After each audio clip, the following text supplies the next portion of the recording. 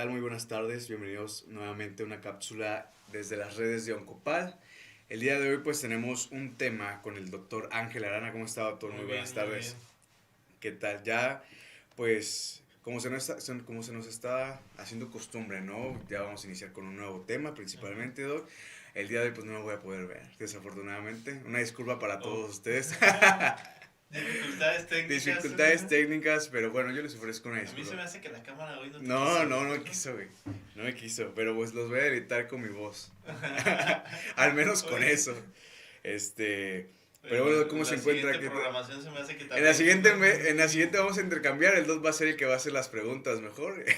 Y yo voy a ver si las puedo contestar porque... Sí, estaría bien. No, imagínate todos los likes que han pasado. Vamos a ver si has Unas aprendido bien. Vamos No, a ver si has aprendido. unas preguntas así de respuesta, ¿no? Como una trivia o algo. El doctor ahí preguntándome, Ángel, ¿no? Me ¿Cuál confié. cuál es el factor de riesgo más importante? El cigarro, no, ese lo voy a contestar, pero el cigarro es el factor de riesgo. Y sí, digo, ya mínimo ya tienes una bien. Sí, no, hombre, pero bueno. El día de hoy, pues el doctor, vamos a tocar el tema. ¿Qué tema es, doctor? Si nos puede compartir, por favor. El tema de hoy es hepatocarcinoma. Digo, al final de cuentas es un cáncer que también se llega a presentar y es un cáncer que se presenta en el hígado. ¿Sí? Prácticamente el hepatocarcinoma o el cáncer de hígado es una enfermedad muy frecuente que llega a tener una alta mortalidad y una alta prevalencia en México y sobre todo en países asiáticos. ¿Por qué es la importancia de este tipo de tumores? Pues que la gran mayoría de los pacientes que llegan a presentar este hepatocarcinoma tienen ciertos factores de riesgo, tienen ciertos antecedentes que hacen que desarrollen mucho más frecuentemente este cáncer, ¿no? Del hígado. ¿Quiénes son los pacientes que vamos a sospechar o que vamos a tener en vigilancia por la alta probabilidad de desarrollar este cáncer en el hígado? Pues son aquellos pacientes que son diagnosticados con cirrosis. Digo, y todos hemos escuchado esta palabra y todos hemos tenido un conocido o algún familiar que tenga o que haya desarrollado esto. Exactamente, digo, entonces, esta enfermedad se puede desarrollar en pacientes que no tienen el antecedente de cirrosis, pero el porcentaje de presentación es muy bajo, ¿sí? Pero la gran mayoría de los hepatocarcinomas se desarrollan sobre un hígado cirrótico, es decir, sobre un hígado que ya está dañado. Exactamente. O sea, no se puede desarrollar bajo un hígado que esté completamente sano en su totalidad. Sí se puede desarrollar, digo, pero la probabilidad es relativamente baja, ¿no? O sea, okay. es prácticamente muy baja. Tendríamos que tener algún factor hereditario, alguna predisposición genética que lo desarrolle sobre un hígado completamente sano, ¿no? La gran mayoría de los pacientes tienen este cáncer de hígado que se desarrolla principalmente sobre un hígado lesionado y es un hígado cirrótico. Ahora, ¿cuáles son las características o cuáles son los factores que van a hacer que nuestros pacientes lleguen a este hígado cirrótico? Pues vamos a tener dos diferencias prácticamente. Los pacientes que están involucrados sobre todo con alcoholismo. Aquí en México el alcoholismo es el principal factor de riesgo para desarrollar cirrosis. Entonces, ¿quiénes son los que más frecuentemente llegan a tener esta cirrosis? Pues son los hombres. Que igualmente, ya ahorita actualmente ya las mujeres ya están compitiendo en este aspecto y ya nos están alcanzando, ¿no? Ahorita con los niveles, anteriormente los niveles de alcohol o el alcoholismo lo dominaba más el hombre, ¿no? Por los hábitos que se tenían habitualmente, ¿no? En esas épocas. Y ya ahorita, ¿cómo ha estado en las ahorita sigue la predisposición sobre los hombres, pero está ligeramente un poquito por encima de las mujeres. Casi prácticamente te puedo decir que en los próximos años las proyecciones se van a igualar. Otro de los factores de riesgo y que más o menos está relacionado sobre todo en los pacientes de Oriente, sobre todo en África, en Asia, son las infecciones con hepatitis. Actualmente en México no tenemos tanto este factor de riesgo por la vacunación, ¿no? Sí. Digo, todos nosotros sabemos que nos han aplicado en la infancia la vacuna contra hepatitis y es uno de los factores de protección para desarrollar esta infección, porque esta infección sí desarrolla cirrosis, ¿no? Es decir, aquel paciente que tenga una infección por virus virus de hepatitis B o C, que son los virus que suelen estar más en relación con el hígado, es decir, prácticamente es como cuando hablábamos del cáncer cervicuterino, que la infección de virus de papiloma humano es un factor de riesgo, pues aquí también tenemos que el alcoholismo o que la infección por hepatitis B o C, que normalmente este virus se integra en el ADN del hígado, empieza a tener esta inflamación crónica, por consiguiente esta cicatrización y va terminando en un hígado cirrótico, ¿no? Y tomando como base, doctor, que digamos, sabemos que la cirrosis se desarrolla por esos factores de riesgo, principalmente por el alcoholismo, porque es una sustancia que daña principalmente a nuestro sistema. Pero se puede desarrollar, quizá tomando como base la cirrosis, desarrollar este tipo de enfermedad sin que una persona sea alcohólica. Sí, sí, o sea, digo, hay otro que se llama una cirrosis no afiliada al alcoholismo, okay, que normalmente está relacionado con los hábitos alimenticios, que es muy relacionado con el hígado graso. El hígado graso que casi la gran mayoría de nosotros de la población llegamos a tener, es un factor de riesgo para desarrollar algún tipo de cirrosis hepática, ¿no? Entonces tenemos, dejando del alcoholismo, dejando de la infección de hepatitis B y hepatitis C, que son los más importantes, digo, estos tres aspectos importantes es prácticamente el 40 al 60% de la cirrosis que llegamos a presentar.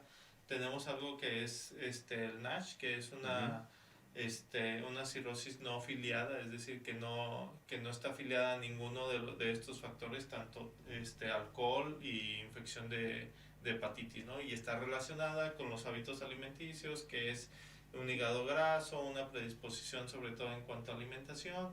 Otro de los factores, pues en algunas ocasiones son algunos fármacos o algunas toxinas que llegamos a tener que hacen una lesión hepática, ¿no? Pero el porcentaje es mínimo. ¿Qué pasa? Pues prácticamente tenemos un paciente que ya sabemos que es cirrótico y que lo tenemos que estar vigilando, ¿no? Sí, claro, porque es el primer punto de partida. El punto de partida, tenemos un paciente que es un cirrótico y este paciente lo vamos a estar vigilando con ultrasonidos cada 6 meses, ¿no? Porque de repente el hígado ya sabemos que se regenera, ¿sí? Entonces el hígado normalmente es uno de los órganos que a pesar de que nosotros lo dañemos, se regenera. Todos hemos escuchado del trasplante hepático, que puedes llegar a donar hígado y todo, y sobre todo, por ejemplo, cuando son niños, que mamá e hijo hacen una donación y que al final de cuentas el hígado se regenera, pues sí es cierto. Sí, entonces nuestro hígado, a pesar de que nosotros lo dañemos con cada vez que tomamos cada fin de semana obviamente tenemos esta regeneración, y que es lo que todos decimos, ¿no? No te preocupes, hoy voy a tomar todo lo que he tomado. Por eso es que de lunes a viernes uno se la pasa tranquilo y ya pues sábado y domingo, pues fin de semana, uno quiere disfrutar, pero por eso estamos brindando esta información. Sí, digo, no estamos peleados con el consumo y la diversión, ¿no? Aquí es un exceso, ¿no? Y al final de cuentas este exceso, este daño a nuestro hígado, pues va a tener consecuencias. Quizá me voy a regresar un poco más, pero me gustaría tocar esta parte. ¿En qué edad? ¿Qué influye mucho? ¿El factor de edad o el factor de hábito? Es decir, tiene más riesgo una persona que ha consumido alcohol toda su vida hasta, no sé, los 40, 50 años de edad, o se puede desarrollar incluso antes, no sé, por los 30 o 25 años. Tiene que ver con la cantidad y el tiempo. La cantidad del tiempo. Es decir, lo habitual son pacientes que se presentan entre los 60 y 70 años de edad, ¿sí? Que es la edad promedio. Pero es un paciente que empezó su hábito de consumo de alcohol a la edad de los, ¿qué te gusta? 20 años, 16 años, y que te consume 2 o 3 botellas de tequila al día.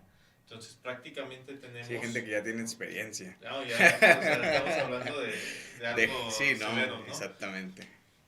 Entonces este paciente obviamente desarrolla un hígado cirrótico a la edad de 40 años de edad. Entonces a partir de que el hígado ya es cirrótico, ya su factor de riesgo se dispara.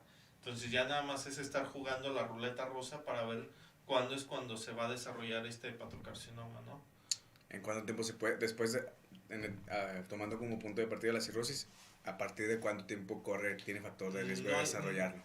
En cuanto tienes la cirrosis, no hay un tiempo estimado porque en realidad hay que evaluar sobre todo otros factores, ¿no? Okay. Si tú sigues teniendo este hábito de alcoholismo asociado a esta cirrosis, pues sabes que eventualmente lo vas a desarrollar. Está más relacionado más con la infección viral. Por ejemplo, el virus de la hepatitis B o C, que sí se integra en el ADN del hepatocito o de las células del hígado, pues obviamente como ya hizo un cambio en la estructura de la célula, tiene más probabilidades de desarrollar un hepatocarcinoma, ¿no? Y esto tiene mucho que ver porque ya se integró al DNA, causó una alteración y por consiguiente va a hacer que esta célula cambie y mute, ¿no? Y ya desarrolla el cáncer del hígado. ¿Qué cosas difíciles tenemos en estos pacientes? Que el tratamiento normalmente, si no tenemos una vigilancia estrecha con estos pacientes, pues obviamente vamos a detectar este hepatocarcinoma en etapas muy avanzadas. Lo ideal es que desde que te conoces que seas cirrótico, hay que estarte vigilando constantemente con ultrasonidos para ver si no aparece una lesión, es decir, un nódulo, una bolita que antes no estaba en el hígado, y se complementa con otros estudios, ¿no? Es decir, si ahorita te hago un ultrasonido, sabemos que tienes un hígado graso por los estudios de laboratorio, ya tenemos las características de una cirrosis y de repente apareces con un nódulo nuevo que antes no tenías, pues hay que estudiarlo, ¿no? Dentro de un hígado afectado, como por ejemplo, pues, llámese la cirrosis o el hígado graso, ya teniendo o visualizando el hígado afectado, si se llega a desarrollar algún nódulo, por ejemplo, que sea nuevo, ¿se logra diferenciar? Es que eso es lo difícil. Lo difícil es que, como te había mencionado, es que normalmente el hígado tiene nódulos de regeneración, es decir, el hígado se trata de defender y trata de compensar ese daño que tuvimos. Que perdió, ¿no? Entonces esa es la importancia de estar llevando esta vigilancia, porque el hígado llega a tener nuevos nódulos, es decir, nuevos nódulos de tejido sano que se desarrolla en el hígado. Entonces, ¿cuándo es saber si este nódulo es bueno o es malo? Sí, no. Exacto. Entonces, cuando tenemos un nódulo arriba de 1 centímetro, que hay elevación del marcador tumoral, y que se asocia con ciertas características que vemos en la tomografía de que da cierto aspecto de malignidad, pues prácticamente estamos ante una sospecha muy elevada de un hepatocarcinoma. Es decir, si la alfa-fetoproteína, que es el marcador tumoral que normalmente se eleva en el cáncer del hígado, más un nuevo nódulo de reciente aparición y una tomografía que me dice aquí está pasando algo, es decir, este nódulo está agarrando toda la sangre, está teniendo un crecimiento rápido, pues prácticamente estamos obligados a tomar una biopsia, ¿no? Y en el procedimiento de la biopsia, ¿cómo es? Digo, sabemos que es cuestión de tomar una muestra. La biopsia normalmente, como el hígado está muy pegado aquí a la pared costal, es un sitio muy accesible para hacer una biopsia por ultrasonido. Se hace un ultrasonido hepático y obviamente guiado por ultrasonido se mete la aguja hacia el hígado y se toma el sitio donde es más sospechoso o donde está el nódulo.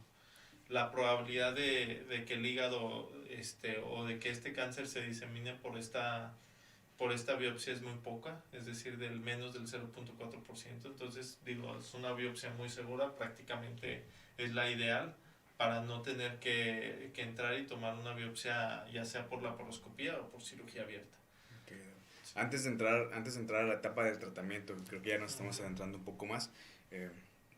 Digo, la duda de siempre, ese tipo de cáncer genera algún tipo de síntoma, desarrollamos algún tipo de, aparte de, teniendo en consideración que ya estamos en un punto donde hay cirrosis, que obviamente las cirrosis tienen otro tipo de síntomas, pero específicamente cuando se desarrolla el cáncer, genera más síntomas que se pueden diferenciar. No, normalmente este cáncer no llega a generar síntomas y los síntomas más están relacionados por la cirrosis como tal.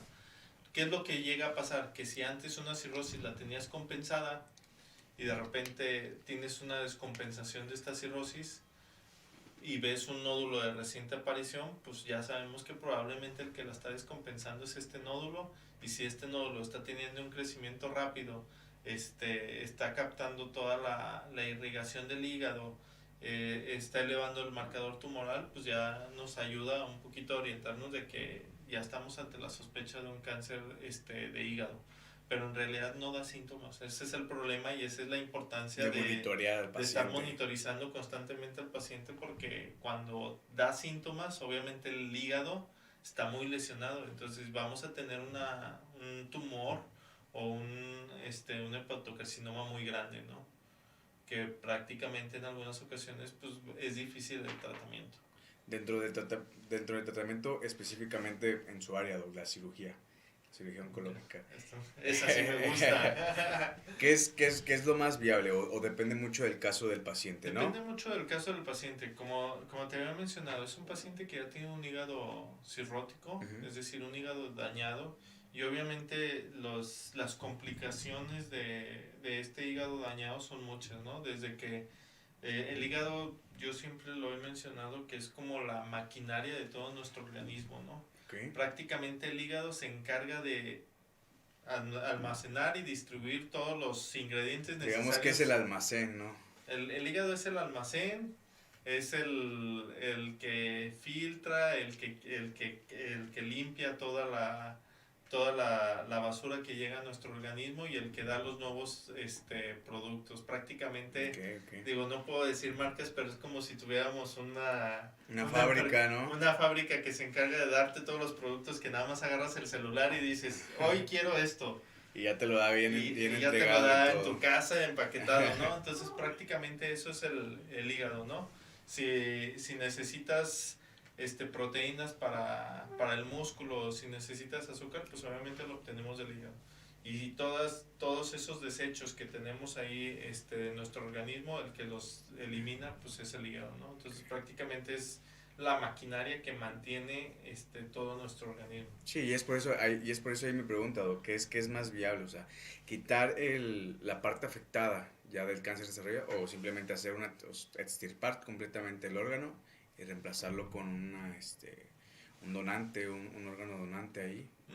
Primero hay que valorar. Normalmente si el tumor está localizado, es un tumor muy pequeño, y este tumor es accesible, lo ideal es llevarlo a cirugía. Normalmente, ¿qué es lo que hacemos? Pues se quita una parte del hígado. Digo, como ya habíamos mencionado, el hígado tiene muy buena función y podemos vivir sin tener una porción de ¿no? Entonces lo ideal es hacer una hepatectomía, es decir, quitar una porción del hígado, ya sea si el tumor está localizado del lado derecho o del lado izquierdo, pues se hace una hepatectomía derecha o una hepatectomía izquierda. Siempre y cuando, pues te digo, el hígado que dejemos llegue a compensar las necesidades de nuestro organismo. Si el hígado que dejamos no llega a compensar las necesidades de nuestro organismo, pues ahí ya viene algo que se llama trasplante hepático, ¿no? Okay. Y ahí sí es esperar a que un paciente... A una lista, sí, claro. Es esperar en una lista a que uno de los pacientes llegue a ser el candidato ideal para que te done ese hígado. El problema es de que pues, las listas son muy grandes, prácticamente son pocos los hígados que llegan a ser adecuados para un trasplante hepático. Entonces lo ideal es que si lo encuentras en un tamaño muy pequeño, pues obviamente quitar una porción del hígado y reemplazarla. Es mucho mejor que reemplazarla completamente.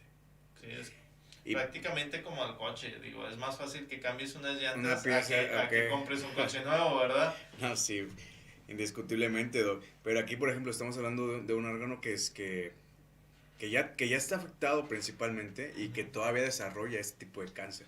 Entonces, ¿qué tan curable es? Digo, no sé si sea curable o si esté diciendo o tratable principalmente. Aquí el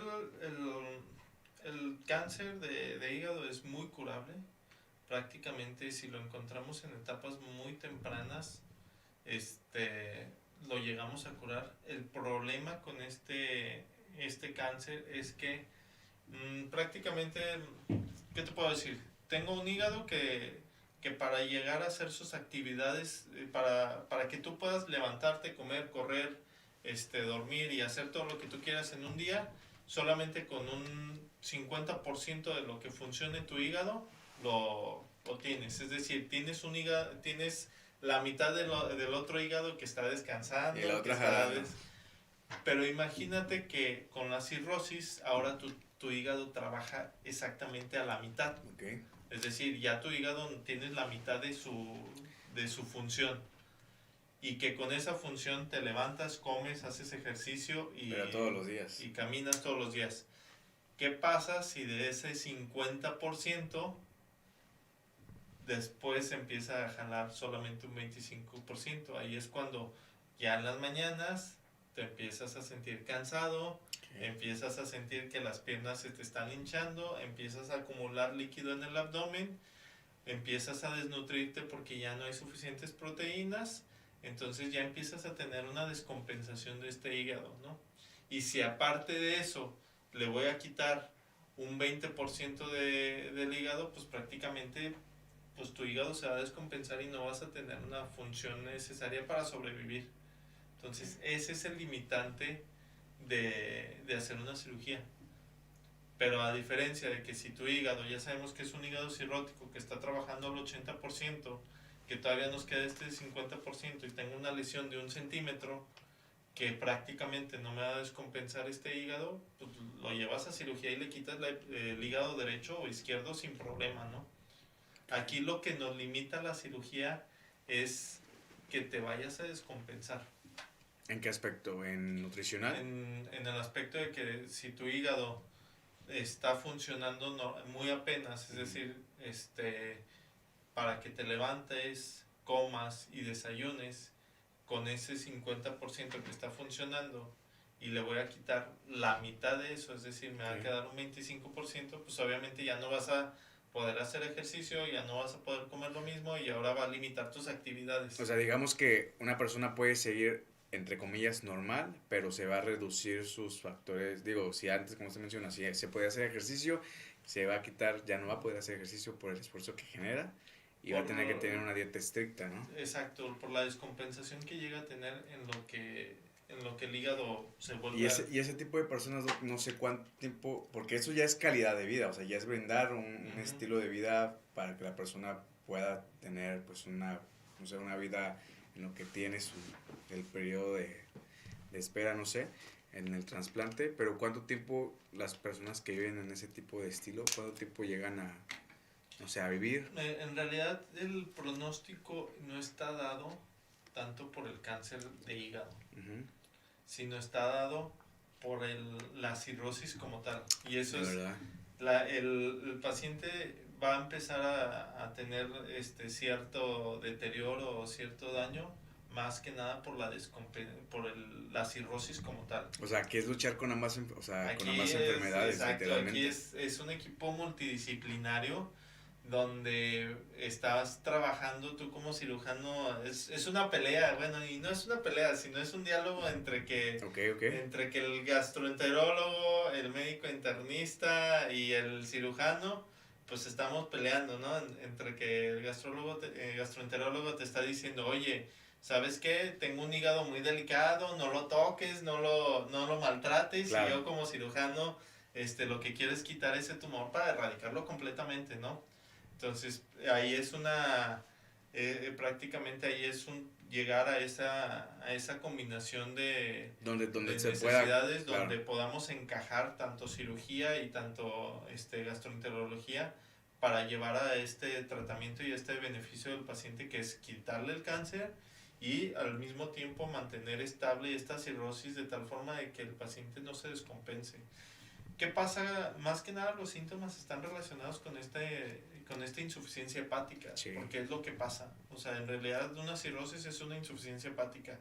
¿Y qué es? Es un paciente que el hígado se encarga de producir proteínas, pues te vas a desnutrir. El hígado se encarga de producir el azúcar, pues obviamente vas a hacer hipoglicemias. El hígado se encarga de mantener todos los nutrientes, pues obviamente vas a tener un tipo de desnutrición.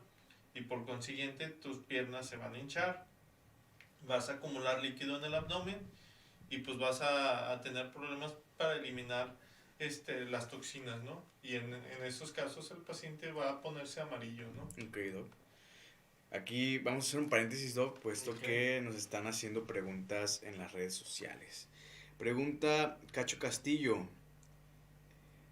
Nos pregunta aquí, Doc, ¿qué hábito alimenticio favorece para no contraer el cáncer de hígado? O sea, aquí nos pregunta, más que nada nos pide como un tip, ¿no? Algún tip nutricional que le podamos brindar para evitar que se desarrolle el cáncer de hígado. Pues dejar de tomar principalmente. Dejar de tomar principalmente. Pues dejar la Tecate. Dejarla, ya sé. Mira, hábitos alimenticios, pues prácticamente es que que esté rico en vitaminas, por ejemplo, vitaminas A, C y D, que no tengamos tanta consumo de alimentos grasos, es decir, pues hay que dejar un poquito las carnitas, la barbacoa de los domingos, la carne asada. Pero sin grasa. Sin grasa, obviamente. El tuétano, más bien. El tuétano ahí. Sí, está más relacionada con un hígado graso, ¿no? Entonces estamos de acuerdo que un hígado graso se desarrolla por una mala alimentación, es decir, una alimentación rica en grasas animales, rica en carbohidratos y rica en harinas, pues obviamente va a condicionar este hígado graso. Este hígado graso lo que va a condicionar va a ser un factor de riesgo para cirrosis y por consiguiente un hepatocarcinoma. Entonces, si tenemos una alimentación balanceada, sobre todo rica en vitaminas A, C y D, rica en alimentos verdes y un plato balanceado, digo, pues es lo más recomendable para estos pacientes, ¿no? Quedó. Igual, nos vuelve a hacer otra pregunta, Cacho. Nos pone, la cirugía laparoscopia es aplicable para para intervenir en el cáncer de hígado. Sí, digo, la verdad es que la cirugía laparoscópica es la panacea de hoy en día, ¿no? Es decir, obviamente ya la laparoscopía o la cirugía mínimamente invasiva, que es lo que actualmente engloba todo esto, claro, es lo ideal, ¿no? Prácticamente, ¿qué es lo que hacemos? Normalmente entramos con un puerto óptico, es decir, en el abdomen, hacemos un orificio, metemos una cámara y por medio de la cámara visualizamos dónde está la lesión, ¿no? Y de hecho, estos pacientes se benefician mucho mejor de una cirugía laparoscópica. ¿Por qué? ¿Estás de acuerdo que al paciente, si lo llegas a abrir, es un paciente desnutrido, es un paciente que su hígado está sufriendo? Y todavía cargar con el área de recuperación. Todavía con el área de recuperación, pues obviamente me lo descompensa un poquito más. A diferencia de hacer un orificio pequeño de 5 milímetros por donde me metes una cámara, visualizas la lesión y por medio de esa lesión trabajas por 2 pinzas que solamente haces incisiones de 5 milímetros, pues prácticamente la recuperación, el daño y la evolución de nuestros pacientes pues es mucho mejor y se descompensan mucho menos, ¿no? Claro. Entonces digo, la cirugía mínimamente invasiva, digo, es lo de hoy. Okay. Doctor, aquí nos preguntan, a ver, es que no parece su nombre, pero bueno. Dice, he tenido cirrosis durante 8 años principalmente y ¿qué tanto a partir de este tiempo, qué tanto tiempo me queda para desarrollar este cáncer o no? No hay un tiempo establecido, pero prácticamente con esta cirrosis lo ideal es estar llevando una vigilancia estrecha cada 6 meses. Digo, cada 6 meses hacerte un estudio de imagen, que es un ultrasonido, para ver si no hay una lesión o no hay un nódulo que es de reciente aparición en este hígado. Es decir, ¿qué es lo que hacemos con estos pacientes? Ya sabemos que tienen la cirrosis. Digo, y por ser un paciente con cirrosis ya tiene un riesgo elevado. ¿Qué es lo que hacemos? Pues obviamente hacemos un mapa, un mapa de imagen, un mapa mental de toda esta enfermedad. Digo, si el día de hoy tienes diagnóstico de cáncer de cirrosis, a partir del día de hoy te tienes que estar vigilando.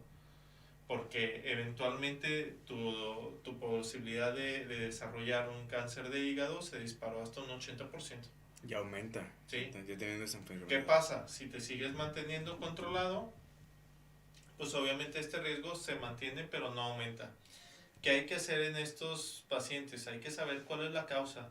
Si tu causa de esta cirrosis fue la infección por virus de papiloma, por hepatitis C o hepatitis B, pues hay que ver la tasa de este virus. Si este virus se mantiene activo, hay que disminuir este factor de riesgo y sí hay un tratamiento exclusivo.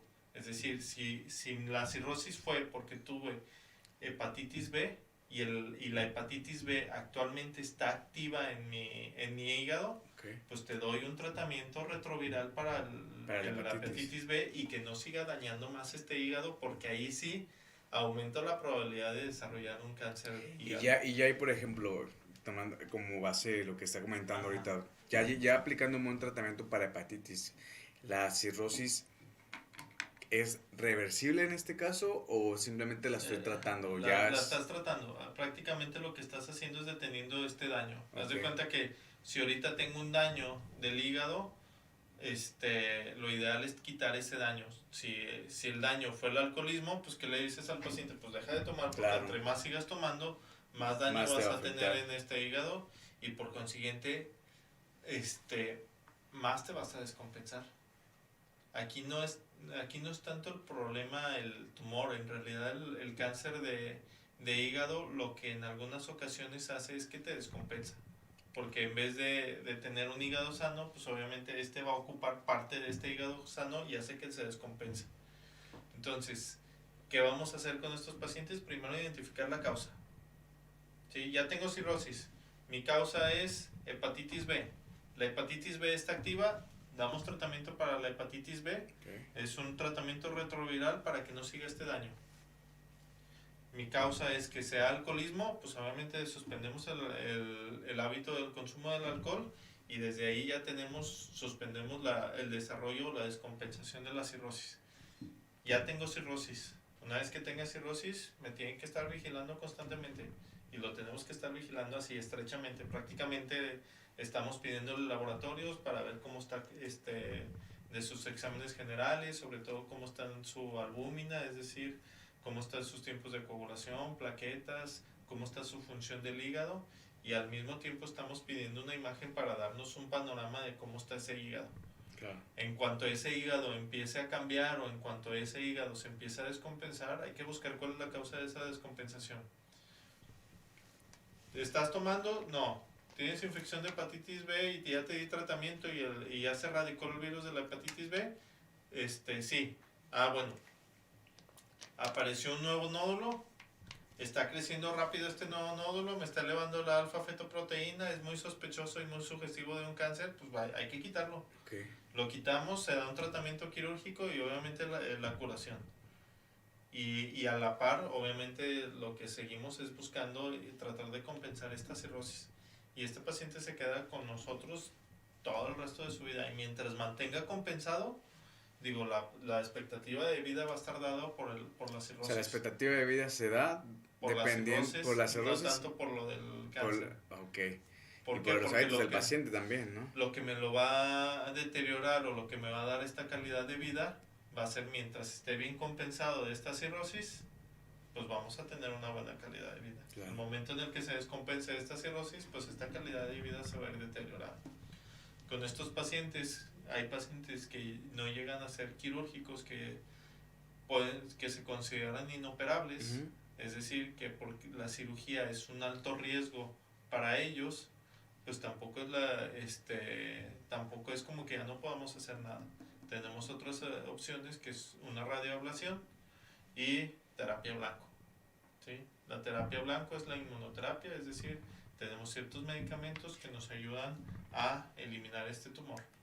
O tenemos algo que se llama radioablación, es decir, se utilizan sondas, una sonda especial que lo que hace es que donde está el nódulo, obviamente hacemos una zona de quemadura y quemamos completamente el tumor con tratamientos adecuados, ¿no? Es decir, con unos resultados muy óptimos y muy satisfactorios.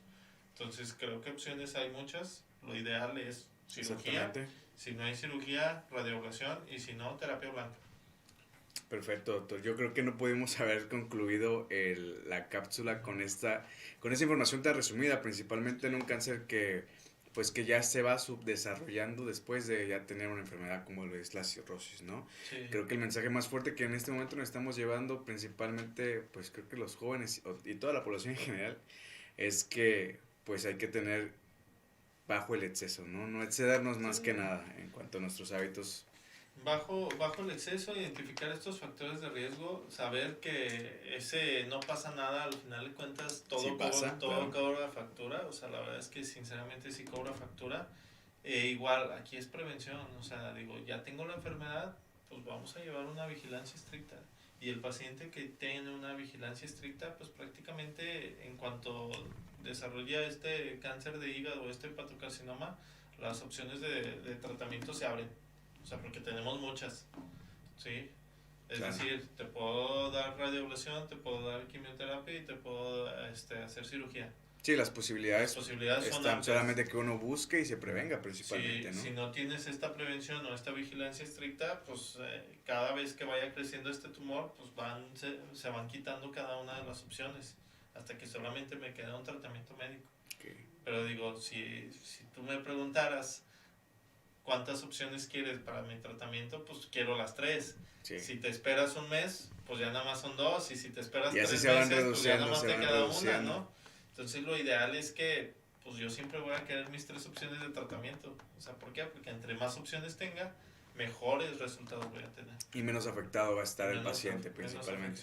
Doctor, como siempre, yo le agradezco por habernos brindado parte de su tiempo, más que nada la información, o sea, es poco la información que nos está dando, pero el mensaje principalmente es muy conciso y más aparte la información es, ¿qué le puedo decir? Estoy aprendiendo demasiado y también yo creo que la audiencia está haciendo lo mismo. Yo creo que los invito a dejar sus preguntas, dejen sus comentarios. Doctor, ¿cuál va a ser el siguiente tema que vamos a tomar? ¿O si lo dejamos a la espera? Yo creo que ahora se lo podemos dejar a las redes sociales. Y que dejen ahí los comentarios las personas. Yo creo que ahí podemos retomar uno de los temas que ellos quieran. Okay. O si no, cualquier tipo de duda que ellos tengan, podemos hacer una cápsula acerca de esos temas. Digo, tenemos temas infinitos, digo, desde que es un catéter puerto, tenemos sobre todo muchos de los temas importantes es cómo me preparo para una cirugía.